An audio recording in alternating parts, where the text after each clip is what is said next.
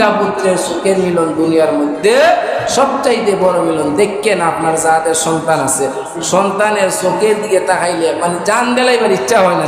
হ্যাঁ, তো কুরবানি দিবেন, হ্যাঁ, এটা তো অনেক দূরে। কোনো কোনো ক্ষেত্রে দেখছি তো নিজের তো সন্তান আদি আছে, হ্যাঁ, তো কোনো কোনো ক্ষেত্রে যে মানে চোখে চোখে যখন পিতা পুত্রের মিলন হয়ে যায়, চোখে চোখে পিতা পুত্রের মিলন হয়ে গেলে এই চোখের যে ভাষা আছে না, চোখের ভাষাই অনেক সময় মানে ছেলে মেয়ে বা পিতা পুত্রই বুঝতে পারে।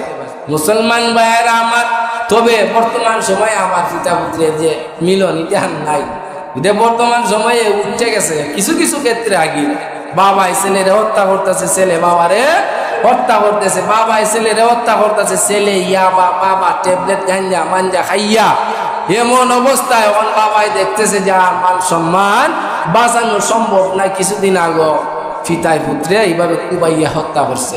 বাবাই সাক্ষাৎকারও বলতেছে যে হেরে যে মারছে আমার জানটা এখন শান্তি হয়েছে। কিসের জন্য মারছিল? এর জন্য আমি শান্তি পাইতেছিলাম, এর জন্য আমি শান্তি পাইতেছিলাম। আবার ফুতে বাপরে মারতেছে, ফুতে মানে সাক্ষাৎকারও হইতেছে যে আমার নিশা টাকা দিতেছে না।